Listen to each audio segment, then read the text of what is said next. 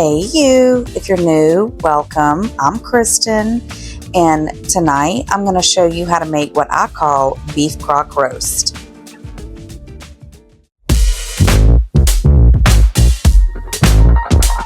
When I bring out my crock pot, I always bring out the crock pot bags because it makes the cleanup so much easier. If you prep ahead, then this will be a real dump and go meal. If you don't have time to prep or you don't like to prep, you can use the baby carrots and the little potatoes and your meal's still going to come out good. I season my meat with Tony seasoning, onion powder, and garlic powder. Flip that thing over and hit it on the other side. I cut my onions into large chunks, but you can cut yours however you like to eat yours. I don't peel my potatoes because most of the nutrients in the potato is actually on the skin, and I don't mind the skin. I actually kind of like it, so I don't peel my potato, but you make yours how you like to eat yours. I do peel my carrots before I cut them up, and I cut everything up basically into a bite-sized chunk. Alright, so I'm not really sure. Nobody's really said down in the comments, but is it Worcestershire?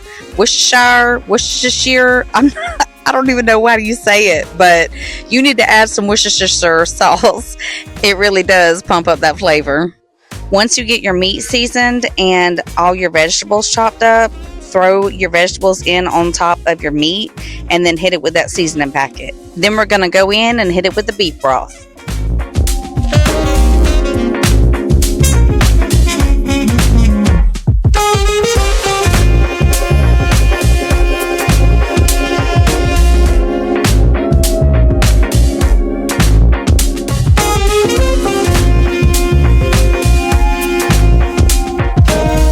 When you add your beef broth, you want to make sure that you're adding enough so that everything is covered, but you don't have to make it where it's swimming.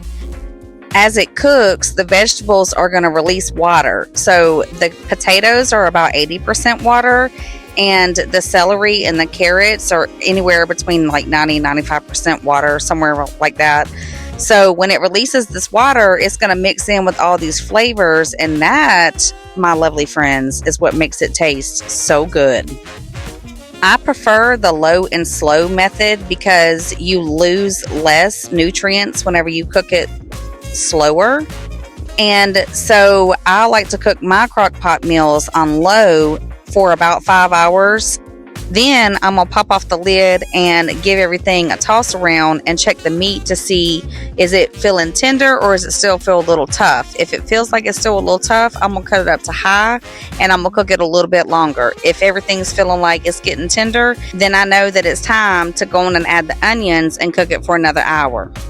If you like your onions to be a little crunchy like I do, and if you have your crock pot on high, then I suggest that you wait for the last 30 minutes before you're ready to eat to add your onions.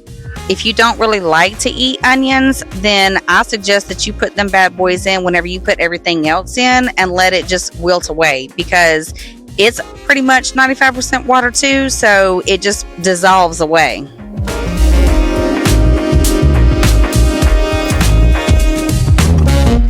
This is what we're looking like after 6 hours of cooking it on low. You can cook it on high, but I'm just saying the low and slow is the way to go.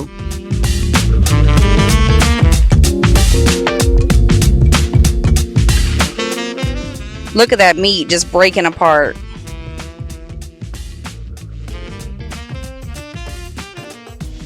Remember, even if you don't want to do the prep work and do all the peeling and the cutting and the dicing and all that, you can still use baby carrots and the little whole potatoes. And I'm telling you, it's going to make it less work and just as good.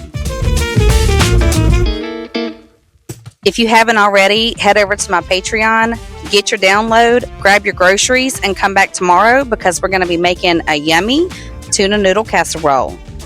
Have a good night, and I'll see you tomorrow.